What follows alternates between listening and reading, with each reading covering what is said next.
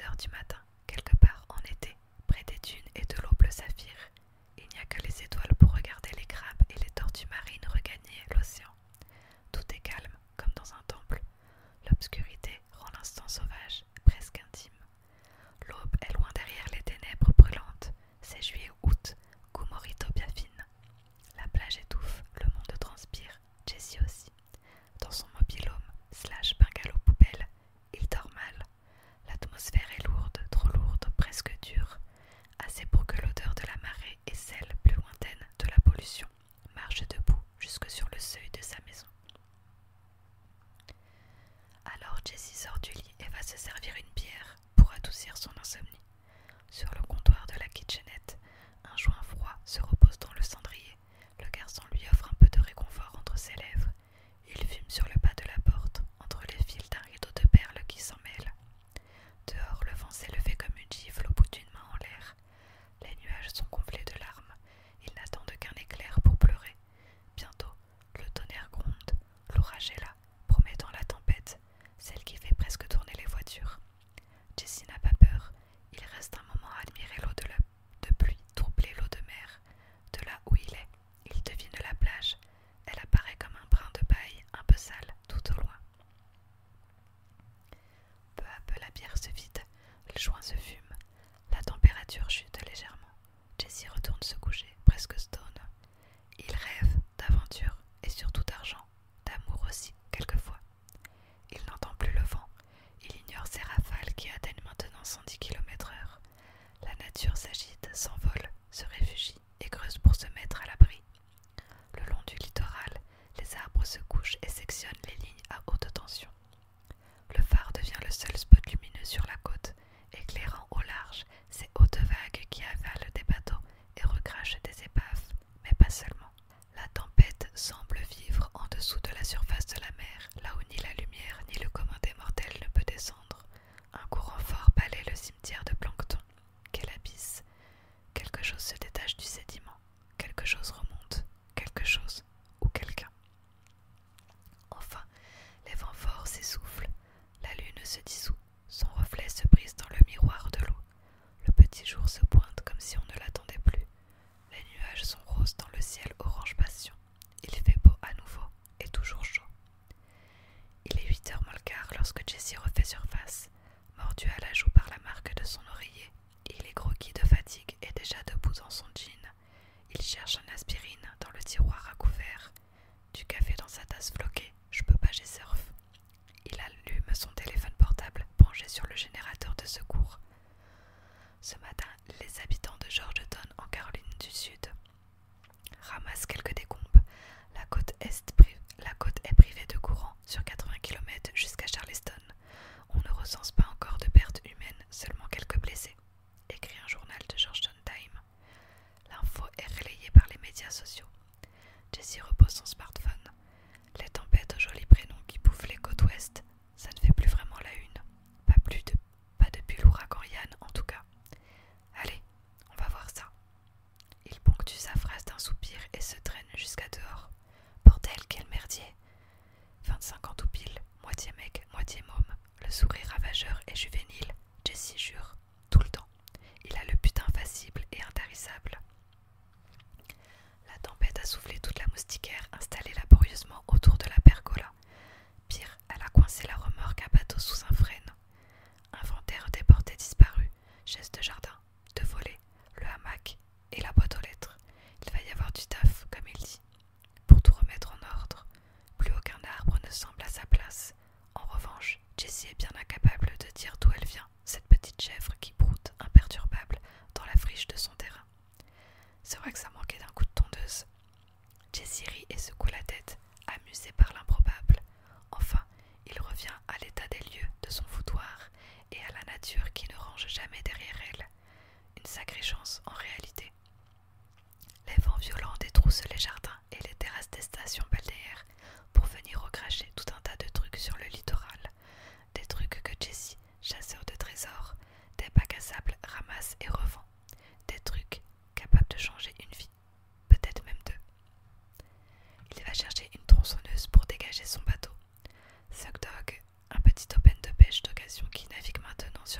Roscarlin Bay, du côté des réserves naturelles, à des kilomètres en dessous de Myrtle Beach.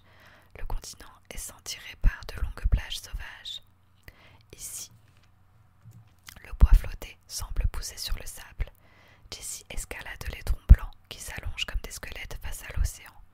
D'un regard, il écume les environs. Le bord de mer ne se soucie pas de lui. La faune vit, muable au gré des marées. Quelques bernards l'ermite sont poussés jusqu'à l'eau et laissent maintenant l'aiguille de leurs empreintes sécher au soleil. C'est un matin comme un autre au bord de l'Atlantique. La vue est magnifique, l'océan paisible sous l'horizon, couleur vacances. Mais il n'y a rien, rien que des tonnes de rien, de sable et beaucoup de flotte. Jessie est déçue. Et puis, un doute, une lueur, surtout un doute. Au loin, les mouettes se disputent quelque chose. Jessie prend de la hauteur sur une souche coiffée de racines. Mais là-bas est toujours trop loin, indistinct. Il plisse les yeux, écrase sa rétine bleue, et alors il devine cette masse sombre, comme un bœuf échoué derrière les fourrés de chiens d'or marins. Putain. Il saute et avance, la curiosité, mais la crainte aussi dans les jambes. Les oiseaux dans le ciel sont devenus des vautours. Ils tournent et fondent sur le monticule de goémons pétris par le va-et-vient des vagues. Bientôt, la masse se précise presque. Jessie continue de marcher. Il évite le cadavre gélatineux d'une méduse écartelée sur le sol, telle une introduction morbide à ce qui va suivre. Un très mauvais pressentiment l'attrape au ventre. Le jeune homme est maintenant convaincu de ce qu'il va trouver, que ce qu'il va trouver ne va pas lui plaire. Il inspire beaucoup d'air et un peu de courage, puis lève le bras pour chasser les oiseaux. Psst, allez, parez-vous les biafs. Jessie enfonce l'extrémité de son bâton dans le bouillon d'algues qu'il a sous les yeux, comme le ferait un gamin pour tâter le ventre d'une limace. C'est mou et ça fait plurp. L'odeur qui s'en dégage est à mi-chemin entre celle du compost et de la benne à ordures des restaurants japonais. Aussi, ça sent le beurre rance et la pourriture. Grimace instantanée. Tout le visage de Jessie se froisse. Pouah, c'est quoi qui taube comme ça? C'est mort, il en est certain. Mais quel animal? Un dauphin. Il remonte son t-shirt sur son nez et se lance. À l'aide de sa branche, il démêle la pelote d'algues. Et alors il comprend l'odeur. L'horreur aussi, surtout. J'ai sous ses yeux un corps inerte dont l'abdomen est gonflé par les os. Jessie devine un homme, malgré la poche de liquide qui relie le bas de sa poitrine à ses poumons. Au-dessus, sa gorge ressemble au sac oculaire d'un pélican. Jessie devient blanc d'un riolet caillé. Il est planté là comme un gland, sous le choc d'une réalité qui le dépasse. Soudain, un spasme, celui de ses entrailles, les siennes bien vivantes. Il se retourne et vomit. Le 3 fois rien dans le ventre, de la bile et du café. Plié en deux, en appui sur ses genoux, les mains élourlées de la lèvre moite d'adrénaline, il repense ses esprits et dégaine son téléphone. Qui prévenir? Le secours, le type est déjà mort. J'en reviens pas que je vais appeler les flics. Il y a peu de choses que Jessie n'aime pas. Les salsifis, la déloyauté, son ancien prof de maths et les keufs. L'aversion est réciproque. La police du comté ne l'apprécie pas beaucoup non plus. C'est Cheryl qui répond, à l'autre bout du fil. Ah, elle, il aime bien, surtout sans uniforme. Tous les deux enterrent la hache de guerre les samedis soirs de 5 à 7. Mais tu es où? Au sud du phare.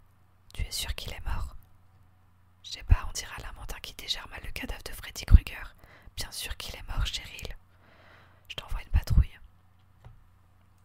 Jessie est toujours dos au corps lorsqu'il raccroche. Maintenant, il a très envie de se retourner. La mort n'est jamais moins que la plus grande énigme d'une vie. Elle a de quoi rendre curieux. Alors Jessie pivote, droit dans ses godasses, mais l'assurance un peu bancale. Il a peur, un peu quand même. Pourtant, de face, rien ne se passe. Plus de choc, moins de dégoût et pas vraiment de pitié. On dirait presque une décoration d'Halloween de mauvais goût.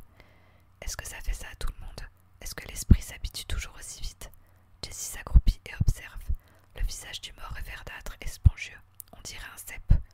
Au-dessus d'un équipule. Où est-ce que j'en suis? Tac. Au-dessus d'un équipule de vase, il manque un œil.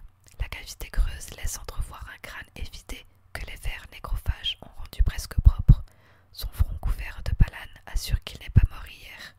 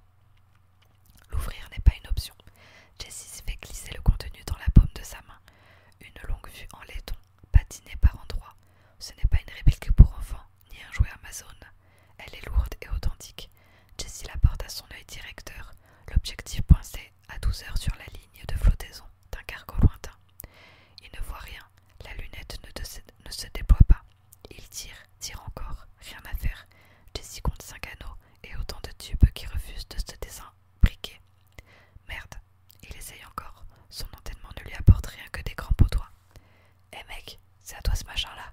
Tu dois savoir comment ça s'ouvre, non? Pour toute réponse, la carcasse émet une succession de bruits humides alors qu'elle est chahutée par les vagues. Ouais, je suppose que t'es pas vraiment en position de me répondre.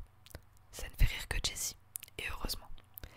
Il suffit de hurlements lointains des sirènes pour le ramener au caractère morbide de la situation. Bientôt, les voitures de police sont là, garées dans une lande baignée de côte par le vent. Ton sur ton, les gyrophares bleus tournent bleu dans le ciel bleu. Jessie descend de ses épaules son vieux sac à dos qu'il trimballe depuis la primaire et fourre la lunette sous un short de bain encore humide de la veille. Désolé mec, maintenant ce truc est à moi. Bientôt, une dizaine de paires de chaussures de sécurité piétinent le sable. Les experts de la scientifique délimitent un périmètre. Monsieur Johnson, ça me fait presque drôle de vous voir en dehors d'une cellule de dégrissement. Vous avez beaucoup d'humour, shérif. On me le dit souvent. Et ça va vous faire rire, on vous emmène au poste. Pardon, décortique Jessie, le shérif sous la toise de son regard effronté. Il connaît bien le roi, c'est un emmerdeur, mais il ne coffre pas pour un zeste d'arrogance et de provocation. Lui, ce qu'il aime, ce sont les gros poissons. Soyez tranquille, on va juste prendre votre déposition. À moins, bien sûr, que vous n'ayez encore quelque chose à vous reprocher. Ça va vous surprendre, hein, mais non, pas cette fois, shérif, pas cette fois. Midi passe. L'église sonne, un homme est mort, ici, ailleurs, partout dans le monde, des milliers à chaque seconde. Parfois, Jessie en prend conscience et parfois, ça n'a pas d'importance. Il rentre chez lui, lessivé. Son esprit flotte encore, entre la plage et le poste de police. Dans le jardin, la chèvre n'a pas bougé. Jessie renifle un rire de bouche fermée, un rire de moitié. Il ne sait plus vraiment pourquoi c'est drôle, mais ça doit forcément l'être. Maintenant, il a soif d'exception. Il veut croiser l'inhabituel, jusqu'à le trouver quotidien, continuer de se balader sur la plage, trouver une longue vue, des coquillages, avoir une chèvre, saluer un mort, continuer sa route. Pourquoi pas trouver un trésor, rencontrer une star ou passer à la télé, même jouer au golf, sur la lune, faire le tour du monde et revenir sur la plage, comme s'il n'était jamais parti. Ça ferait de sa vie quelque chose qui vaut le coup. En attendant, Jessie ramasse des cochonneries sur le sable. À présent, il se sent seulement sale. Il prend une douche, voire l'équivalent de 2 ou 3. Il frotte enfin. Le soufre et l'ammoniac lui restent dans le pif. Il lui faudrait un bon rail de savon pour faire partir l'odeur. Quand il y pense, ça le fait marrer. Puis l'eau coule sur son visage et le rire tombe dans le fond du bac de douche. Revient cette terrible impression d'être taché par la mort. Ça passera. Quand il ressort sur la terrasse, Mozzarella est toujours là, grimpée sur un tronc pour attraper une branche de sureau. Elle rumine tandis que Jessie se morfond. Dégrippant, huile de coude, rien ne fonctionne, la longue vue ne s'ouvre pas. Le jeune homme la regarde comme on regarde la fève d'une galette. On est content de la voir, mais on ne sait plus quoi en foutre. Elle est posée devant lui, sur le plateau d'une table Montmartre. On dirait presque qu'elle le regarde aussi, une lueur effrontée dans son œil de cyclope. Jessie passe la journée à graisser, tirer, tourner, graisser encore. Il va chercher des pinces, un élastique, des torchons pour une meilleure prise. À la fin de la journée, le résultat est toujours le même. La longue vue ne s'allonge pas d'1 centimètre. L'échec est cuisant. Sésame, ouvre-toi. Ouais, ça m'aurait étonné que ça fonctionne. Ribambelle soupire sur sa jolie bouche. Bientôt, la nuit tombe, rideau de velours noir sur le théâtre du monde. Jessie se laisse engloutir par les ombres et le bruit blanc de la nature. Sous la pergola dénudée, les projecteurs et les guirlandes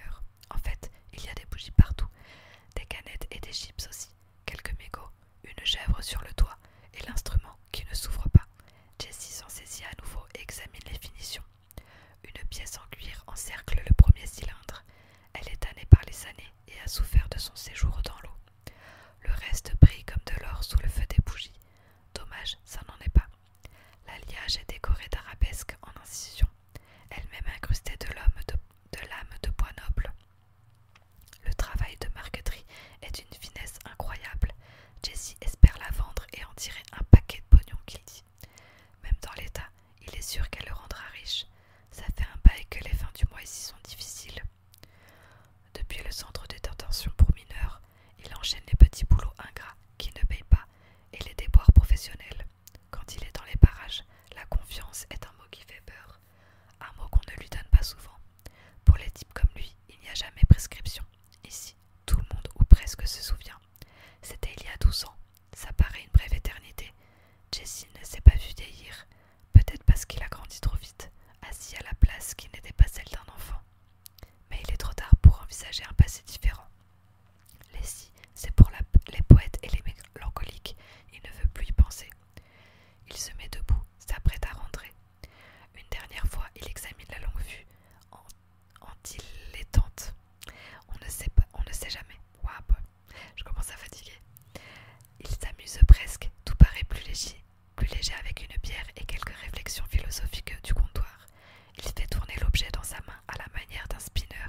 Soudain, la flamme des chandelles tout autour se couche. Certaines vont même jusqu'à s'éteindre. La terrasse ressemble à un gâteau d'anniversaire au citron mal soufflé.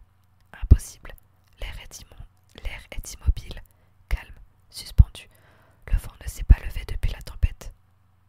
Flippant ça, murmure Jessie, la fesse crispée.